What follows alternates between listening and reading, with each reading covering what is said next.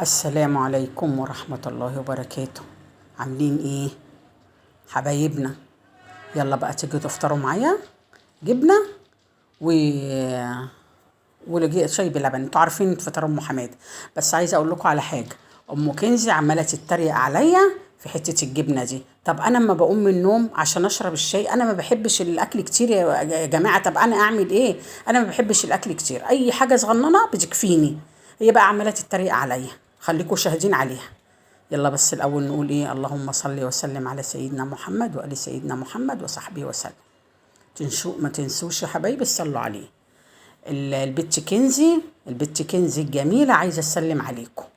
سلمي يا كنزي. ازيكم عاملين ايه؟ يا رب تكونوا بخير. لو عايزين وحشتوني، تيتا ما بترضاش تخليني اطلع معاكم. لو وحشتوني انا هاجي معاكم. لو عايزينها هي تطلع معايا كده، عايزة تقولي كده؟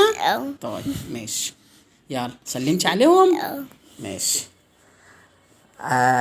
بتقول لكم يعني لو انتوا عايزينها قولوا لتيتا وانا اطلع معاها، عشان انا ايوه فعلا ما بتيجي جنبي اقول لها لا امشي ما تطلعيش معايا. انتوا عاملين ايه؟ انتوا وحشني من اخر فيديو. وانا ما نزلتش لا امبارح ولا اول امبارح. معلش. فانتوا وحشتوني حبايبي حبايبي حبايبي. يا رب اسمع عليكم سمع خير يا رب. حبايبنا كلهم، كل اللي بتكتب لي تعليق وكل اللي بتتفرج على ام حماده، الله يبارك لها يا رب. والله يبارك لكل واحده تحط لي لايك. وبعدين حبايبنا اللي بيتفرجوا مش بيهون عليهم يحطوا اشتراك. ليه يا حبايبي؟ انت بتتفرجي حطي اشتراك، مش هتخسري حاجه، دوسي على الاشتراك. حبيبتي انت بس هترفعي من نفسيه ام حماده. حبيبتي انتوا كلكم حبايبي، متحرمش منكم يا رب. وكل اللي بيتفرج عليا كله ناس محترمه. هنا ام حماده بقى ايه؟ دخلت على المطبخ لقيته ايه؟ مقلوب زي ما انتوا شايفينه كده. طبعا انتوا عارفين ام حماده بتعشق المواعين، ولا بتهمني لما يكون تل كده الحوض ده مليان والبوتاجاز مليان، ولا بيهمني. انتوا عارفينه اللي مع ام حماده من زمان عارف، فما بيهمنيش يعني. النهارده بقى طبعا وانا جايه جبت سلك بقى ألمونيا، وقلت بقى اوعى اما بدع الحاجات دي بقى، اوعوا لي كده اهو، وسعوا لي. ورحت يلا بقى جايبه حته السلكه والحاجه اللي موجوده، ورحت عاملاها. وادي الحوض اهو زي الفل، ومليت الازازه والشفشه، وادي البوتاجاز زي الفلين، وادي المواعين 3 فلات. ايه رايكم بقى في شغل ام حماده؟ وهنا بقى ام حماده عندها شويه غسيل ملايات. قلنا يلا بقى ننشر برضو، نبدع كده وننشر مع حبايبي اللي هم بيفتحوا نفسي كده للشغل حبايبي. فلازم برضو اديهم كل اللي عندي، اخرج لهم كل اللي عندي ام حماده، عشان انتوا ناس محترمه وحبايب ام حماده يعني. ننشر بقى شويه الغسيل كده، وبرضو نشوف ان دنيتنا هنبقى فيها ايه. يلا قومي حبيبه قلبي مع ام حماده كده، شجعي، وعندك حاجه قومي اعمليها. يلا ما تكسليش، قومي اعملي، ما تكسليش عن حاجه بيتك. هتركنيها كمان شويه برضو هتبقى عليكي، هتتلتل عليكي. طب ليه نتلتل حاجه علينا؟ اول باول كده تبص تلاقي نفسك ان انت ما فيش حاجه بتعصى قدامك. ليه انت ده عاملاه وده عاملاه وده عاملاه، تبص تلاقي نفسك ايه؟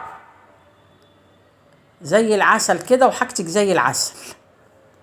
وادي شويه الغسيل اهم. يلا يا ام حماده ربنا يديك الصحه. حبايب ام حماده ادعوا لام حماده ربنا يا رب يديها الصحه. كل حبايبنا ما تحرمش منهم يا رب، الناس المحترمه اللي زي العسل. كلها ملايات. كنت شايله كده، شايلين الملايات، ورحت قلت يلا زقهم كده في الغساله ياخدوا دورهم. الملايات بالذات ما بحبش اركنها والله العظيم، والغسيل كله يعني انا ما بحبش اركن، لا في صيف ولا في شتاء.